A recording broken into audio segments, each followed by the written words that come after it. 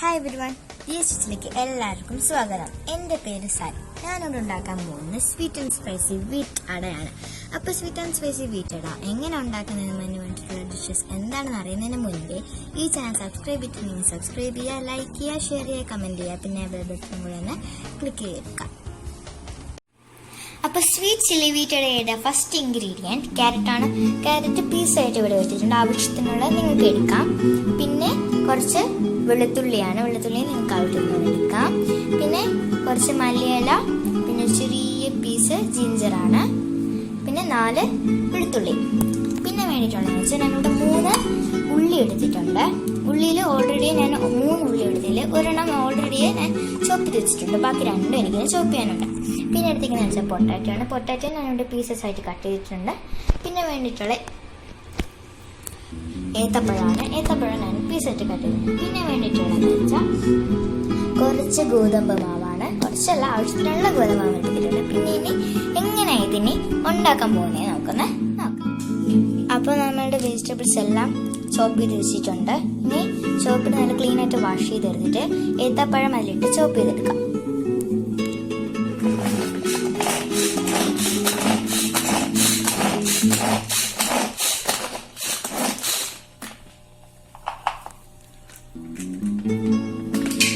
അപ്പോൾ ഗ്യാസിൽ ഒരു പാൻ വെച്ച് ആവശ്യത്തിനുള്ള എണ്ണ ഒഴിച്ചിട്ടുണ്ട്. അപ്പം അതിലേക്ക് നമ്മൾ ചോപ്പ് ചെയ്ത് വെച്ചിരിക്കുന്ന വെജിറ്റബിൾസ് ഇട്ട് കൊടുക്കും.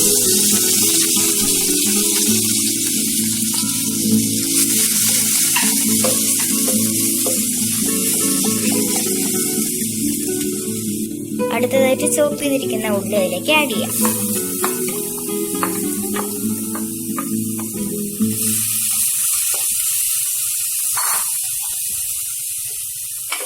എന്നിട്ട് ആവശ്യത്തിനുള്ള ഉപ്പ് ചേർത്ത് കൊടുക്കാം.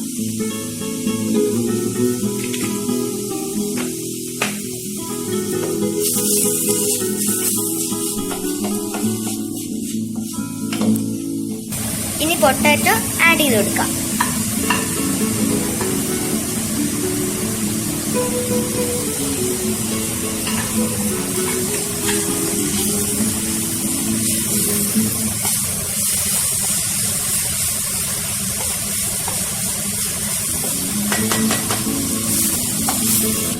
ഇതിലേക്ക് ആവശ്യത്തിനുള്ള ഗരം മസാല, മഞ്ഞൾ, മുളക്, പിന്നെ കുറച്ച് മല്ലിപ്പൊടിയും കൂടെ ആഡ് ചെയ്യാം.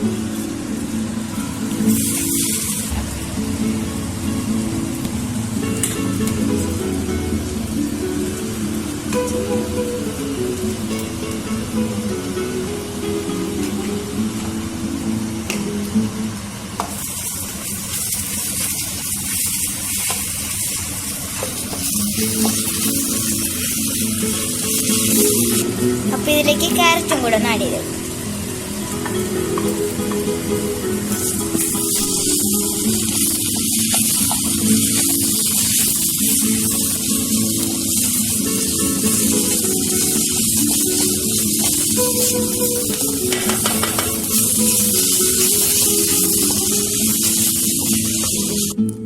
അടുത്ത് നമ്മൾ ചോപ്പ് ചെയ്ത് വെച്ചേക്കുന്ന ബനാന നമുക്കൊന്ന് ഫ്രൈ ചെയ്തെടുക്കാം. ഫ്രൈ ചെയ്തെടുക്കുന്നതിന് നമ്മുടെ ചീനച്ചട്ടിയിൽ കുറച്ച് നെയ്യ് ഒഴിച്ച് വെച്ചിട്ടുണ്ട്. അപ്പോൾ ചൂടാകുമ്പോഴത്തേക്ക് നമുക്കൊന്ന് ഇട്ട് കൊടുക്കാം.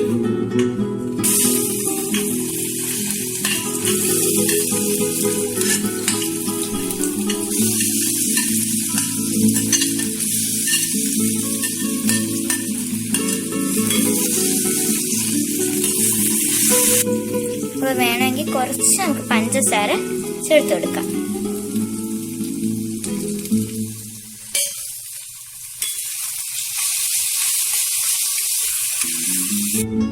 മാറ്റി വെച്ചിരിക്കുന്ന ഗോതമ്പ് മാവ് ചപ്പാത്തി കുഴച്ചെടുക്കുന്നത് പോലെ കുഴച്ച് വെച്ചിട്ടുണ്ട്. ചപ്പാത്തിക്ക് കുഴക്കുന്ന പോലെ കുഴച്ച് വെച്ചിട്ടുണ്ട്. എന്നിട്ട് ഇതിലിട്ട് ഞാൻ കുറച്ച് എണ്ണ ഒഴിച്ച് വെച്ചിട്ടുണ്ട്, നല്ല സോഫ്റ്റ് ആയിട്ട് കിട്ടാൻ വേണ്ടിയിട്ട്.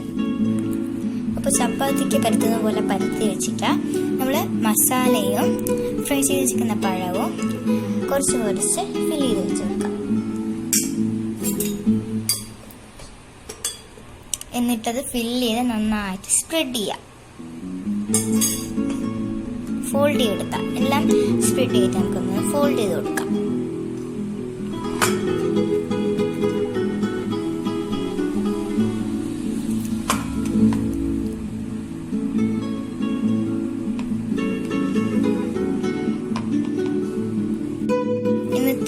പാനിൽ ആവശ്യത്തിനുള്ള എണ്ണ ഒഴിച്ച് ചൂടാക്കി വെച്ചിട്ടുണ്ട്. എന്നിട്ട് ഇതിലോട്ട് നമ്മൾ ഫിൽ ചെയ്ത് വെച്ചേക്കുന്ന ഒന്ന് ഫ്രൈ ചെയ്തിട്ട് കൊടുക്കാം.